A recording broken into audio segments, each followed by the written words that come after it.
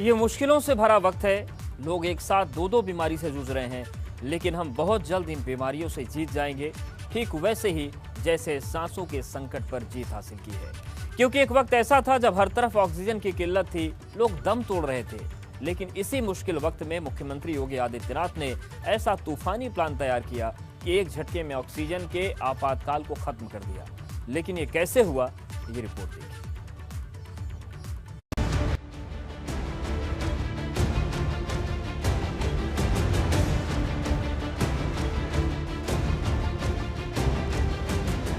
सांसों के संकट को खत्म करने वाला तूफानी प्लान।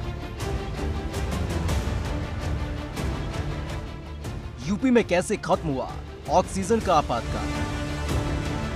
जब कोरोना का वायरस मौत बनकर सितम ढा रहा था, तब सबसे ज्यादा किसी चीज की जरूरत थी तो वो थी ऑक्सीजन।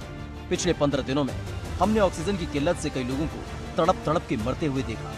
एक साथ इतने मरीज सामने आ गए कि ऑक्सीजन की पूरे प्रदेश में किल्लत हो गई। अस्पतालों में ऑक्सीजन नहीं, ऑक्सीजन प्लांट पर ऑक्सीजन नहीं, हर जगह ऑक्सीजन की खोज शुरू हो गई। जहां थी वहां लंबी लंबी कतार नजर आने लगी। ऐसे में मुख्यमंत्री योगी आदित्यनाथ ने ऑक्सीजन की कमी को दूर करने का बीड़ा उठाया और यूपी में ऑक्सीजन सप्लाई का जिम्मा अपर मुख्य सचिव गृह अवनीश अवस्थी को सौंपा, जिसके बाद अवनीश अवस्थी ऑक्सीजन की व्यवस्था को दुरुस्त करने में जुट गए। मैं बस पहले तो ये बताना चाहूँगा कि लगभग 22-23 अप्रैल के आसपास जब ये ऑक्सीजन की डिमांड एकदम से बढ़ी, तो माननीय मुख्यमंत्री जी ने अपनी टीम 9 की बैठक में पहला निर्णय तो ले लिया कि सभी विभाग जो ऑक्सीजन से जोड़ सकते हैं उनको जोड़ा जाए और एक कमांड सेंटर यानी एक पूरा कंट्रोल रूम सेंट्रल बनाया जाए। उन्होंने गृह भाग को जोड़ा, चूँकि सभी प्रशासनिक और पुलिस अधिकारी हम लोग जो है मैनेज करें। उन्होंने FSDA को जोड़ा, जो पूरे ड्रग इंस्पेक्टर्स और हमारे पूरी टीम है ऑक्सीजन सप्लाई की, जो रिफिलर्स के माध्यम से पूरी व्यवस्था करती है, उसको जोड़ा। ट्रांसपोर्ट को जोड़ा, जहां पर हमारे टैंकर्स थे और जो टैंकर्स ऑक्सीजन के थे, साथ साथ आर्गन और नाइट्रोजन के टैंकर्स को कन्वर्ट कराया और फिर मेडिकल डिपार्टमेंट और मेडिकल एजुकेशन डिपार्टमेंट को जोड़ा। अप्रैल के दूसरे हफ्ते के बाद जो तेजी आई तो उसका असर ये हुआ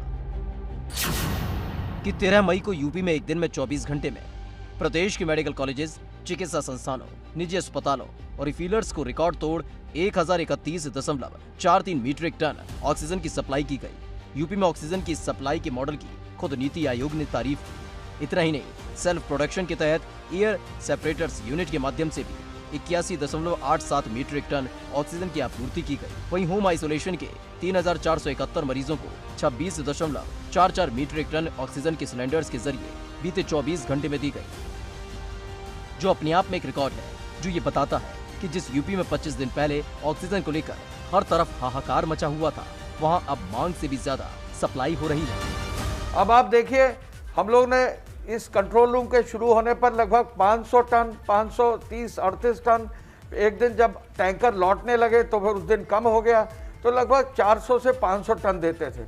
अब आप देखेंगे पिछले 6-7 दिन में हम 1000 टन दे रहे हैं। और ये हुआ कैसे? एक तो हरे रंग से आपने देखा टैंकर की सप्लाई बढ़ी, नीले रंग से देखा हमें रेल विभाग, रेल मंत्रालय का, हमें भारतीय रेल का पूरा सहयोग मिला, रेल से हमने सप्लाई किया। और हम ये भी बता दें कि हमको एयरफोर्स का यानी रक्षा मंत्रालय का भी सहयोग किया। तो केंद्र सरकार की हर एजेंसी, स्टेट गवर्नमेंट की हर एजेंसी का ये पूरा एक वो है, मुख्यमंत्री जी का मार्गदर्शन है कि हम लोग 1000 टन पर पहुँच गए। लेकिन यूपी में सांसों का ये संकट कैसे दूर हुआ, जरा इससे भी समझ लेते हैं। Oxygen monitoring system for UP नामक डिजिटल प्लेटफॉर्म तैयार किया गया, जिसका उद्घाटन 23 अप्रैल को मुख्यमंत्री योगी आदित्यनाथ ने किया है। ये व्यवस्था शुरू करने वाला उत्तर प्रदेश देश का पहला राज्य बना। इस पारदर्शी व्यवस्था की देश भर में तारीफ हुई और कई राज्यों ने इससे सीख ली। ऑक्सीजन की बर्बादी न हो, इसके लिए प्रदेश के गृह विभाग में अलग से एक विशेष नियंत्रण कक्ष बनाया गया और रेल से ऑक्सीजन लाने वाला यूपी पहला राज्य बना, जिसकी पूरी ऑनलाइन मॉनिटरिंग की गई। लेकिन ऑक्सीजन की सप्लाई कम समय में हो सके, इसके लिए खाली टैंकर को हवाई जहाज से रिफिलिंग स्टेशन तक पहुंचाया गया। समय कम था, इसलिए काम दिन रात हो रहा था। इस पर अपर मुख्य सचिव गृह अवनीश अवस्थी लगातार नजर रखे हुए थे, या यूं कहें उनकी देखरेख में सारा काम हो रहा था। और ये इसी का नतीजा था कि सिर्फ 3 दिन के भीतर पूरा उत्तर प्रदेश सभी स्वास्थ्य सेवा केंद्रों को 800 मीट्रिक टन LMO की सप्लाई करने में सक्षम था। और अब ये इसी का असर है कि कहीं से भी ऑक्सीजन की किल्लत की कोई खबर सामने नहीं आ रही है, बल्कि यूपी ने ऑक्सीजन का ऐसा चक्र बनाया है कि अब जरूरत पड़ने पर दूसरे राज्यों की मदद भी की जा रही है। एबीपी गंगा के लिए अनुभव शुक्ला की रिपोर्ट।